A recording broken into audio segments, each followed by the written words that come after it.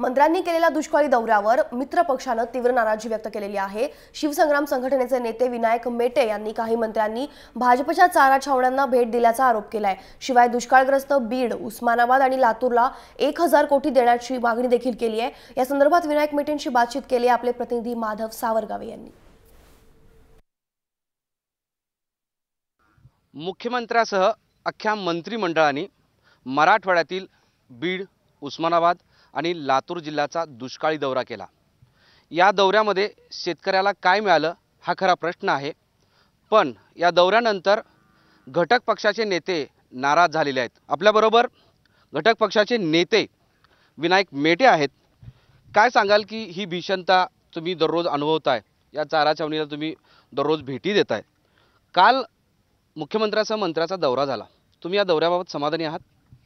नाही, मी काल जे माननीय मुख्यमंत्र्यांनी सर्व मंत्री महोदयाचा जो दौरा आयोजित केला होता त्याबद्दल खरं तर सुरुवातीला मी मुख्यमंत्र्याचं अभिनंदन करेल।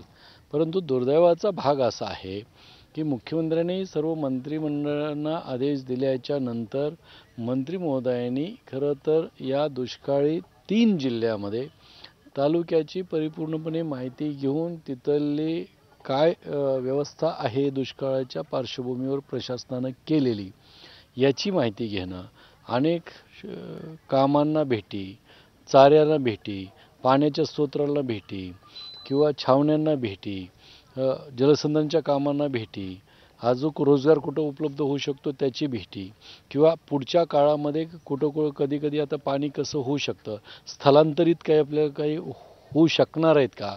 आता मराठवाड्यातल्या आमच्या या काही जिल्ह्यामध्ये आणखीन कारखान्यावर गेलेली काही लोक आहेत, ते परत आल्यानंतर आणखीन त्याची भयावहता वाढणार आहे।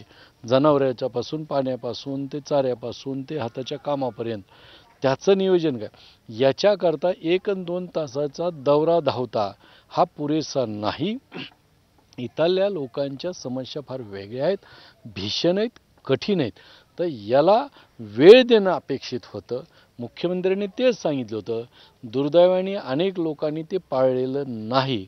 जर्नलिस्ट महेश वागसह माधव सावरगावे, जय महाराष्ट्र, बीड।